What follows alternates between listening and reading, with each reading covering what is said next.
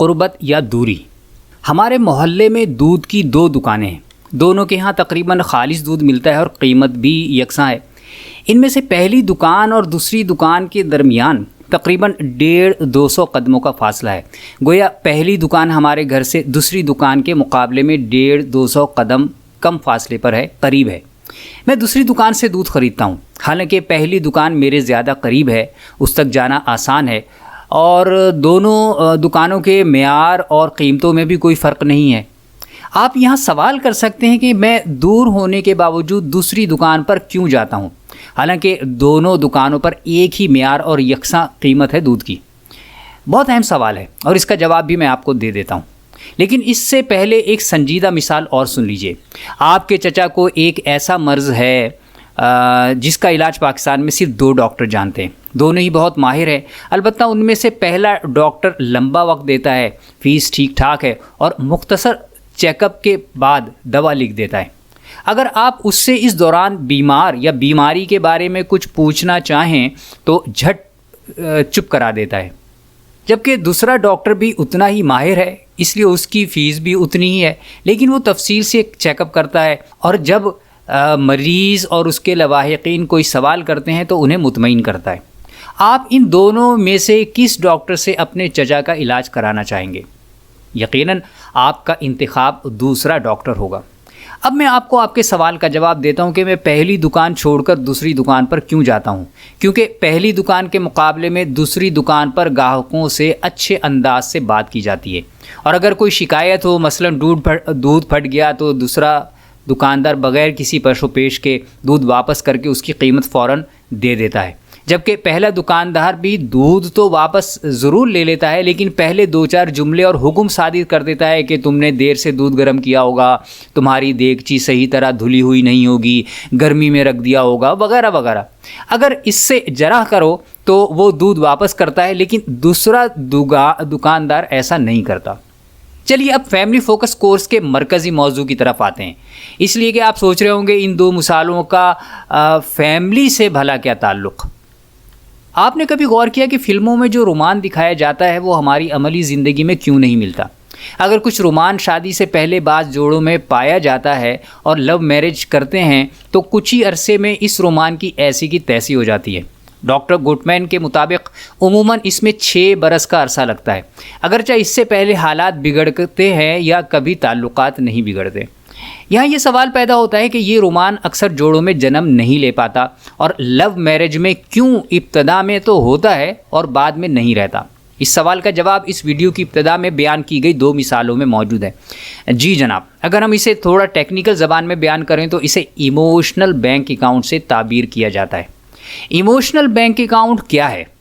جیسے آپ کا روپے یا ڈالر کا بینک اکاؤنٹ ہوتا ہے اور اس میں آپ رقم جمع کرتے یا نکالتے ہیں، ایسے ہی آپ کے جذبات کا بینک اکاؤنٹ بھی ہوتا ہے۔ جب رقم نکالی جاتی ہے تو اکاؤنٹ کی قدر کم ہو جاتی ہے، اور جب اس میں رقم جمع کرائی جاتی ہے تو اکاؤنٹ کی ویلیو بڑھ جاتی ہے۔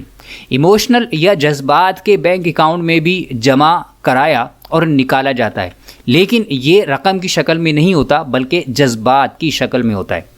آپ کا اپنے یا اپنی شریک حیات کے ساتھ ایک ایموشنل بینک اکاؤنٹ ہوتا ہے۔ اگر آپ اپنی بیگم سے اچھی انداز میں بات کرتے ہیں، اس کی بات اور شخصیت پر توجہ دیتے ہیں، اسے اپنا سمجھتے ہیں، اس کی رائے کو اہمیت دیتے ہیں، اس کی خواہشات کا احترام کرتے ہیں، اسے موقع بے موقع یاد رکھتے ہیں، تو آپ اور آپ کی بیگم کے درمیان جو ایموشنل بینک اکاؤنٹ قائم ہے اس میں ڈپازٹ ہوگا، یعنی اس ایموشنل بینک اکاؤنٹ کی ویلیو بڑھے گی۔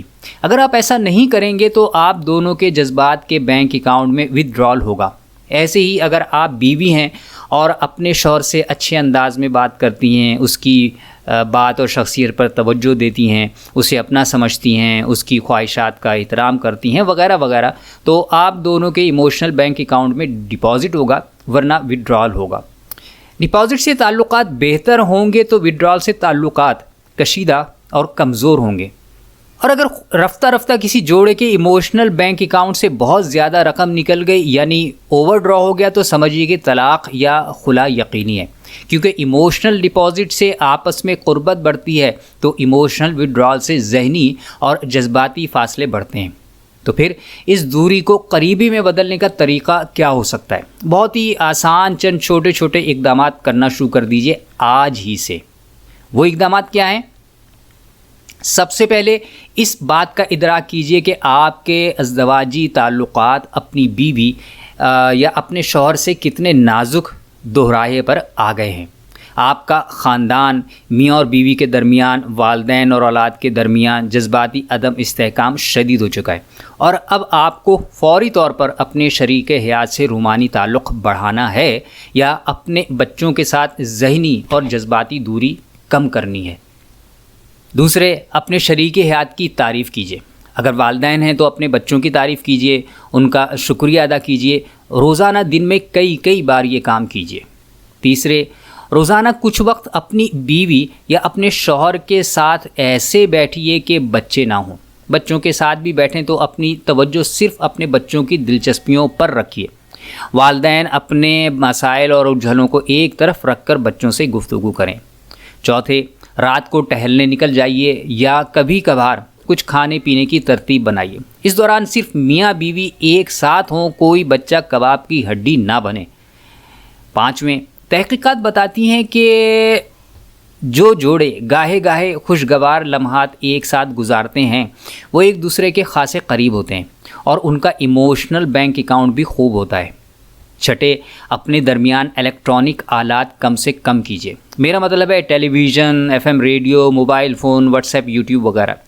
جب میاں بیوی بیٹھے ہوں مگر ان کے ہاتھوں میں موبائل فون ہو یا توجہ ٹیلی ویژن پر ہو تو اس سے ایموشنل بینک اکاؤنٹ کمزور ہوتا ہے اور نتیجتاً دوریاں بڑھتی ہیں۔ ساتویں، پریشانی کم کرنے والی باتیں کیجیے، نہ کہ اسٹریس اور ٹینشن بڑھانے والے موضوعات کو چھیڑیں۔